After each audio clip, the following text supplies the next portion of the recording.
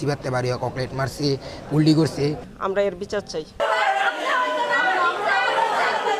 নরসিংদীতে আওয়ামী লীগ কার্যালয় থেকে বাড়ি ফেরার পথে দুর্বৃত্তদের ধারালো অস্ত্রের আঘাতে লাশ হতে হলো সাবেক ইউপি চেয়ারম্যানকে।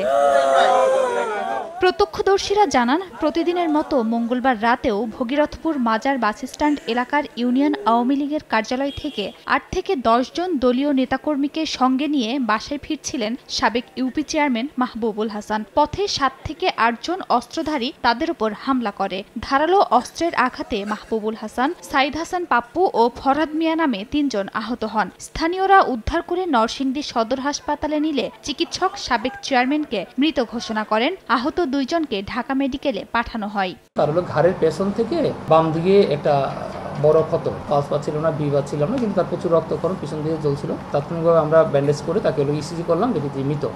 নগদে ৫০০ টাকা বা তার বেশি পেমেন্টে পেতে পারেন ঢাকায় জমিসহ ২০ কোটি টাকার পুরস্কার।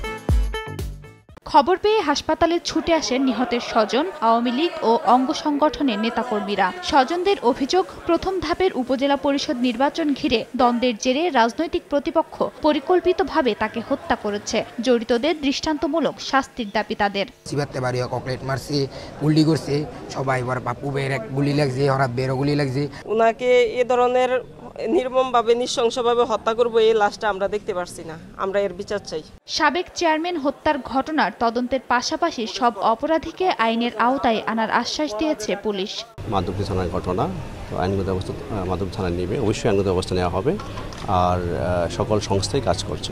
নিহত মাহবুবুল হাসান মেহেরপাড়া ইউনিয়ন আওয়ামী লীগের সাধারণ সম্পাদক। তার খুনের পর এলাকায় মোতায়েন করা হয়েছে অতিরিক্ত পুলিশ। সময় সংবাদ, নরসিংদী।